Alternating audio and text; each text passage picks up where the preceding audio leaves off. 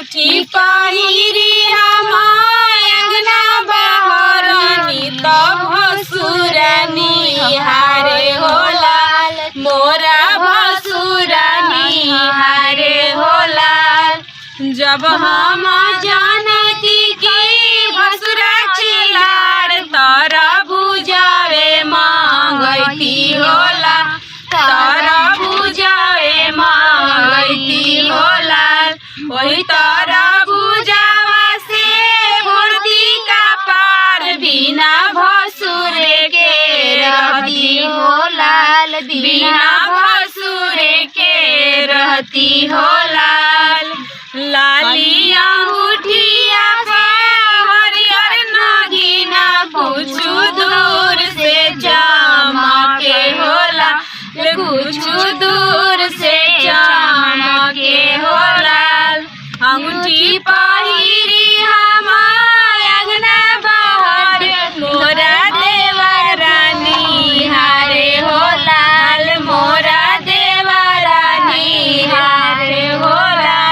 जब हम जानती की देवरा छिनार खर बुझावे मांगती होला कर बुझावे मांगती होला। वही तर बुझावा से फुर्ती का पार बिना देवरे के रहती होला बिना देवरे के रहती होला। थैंक यू सो मच। ये हमारी प्यारी बहन है काजल अंबानी अलका जैसन झूमर गीत लागल हो कमेंट करा और वो सब जरूर बताइए। बिल्कुल thank you so much. Bye bye love you.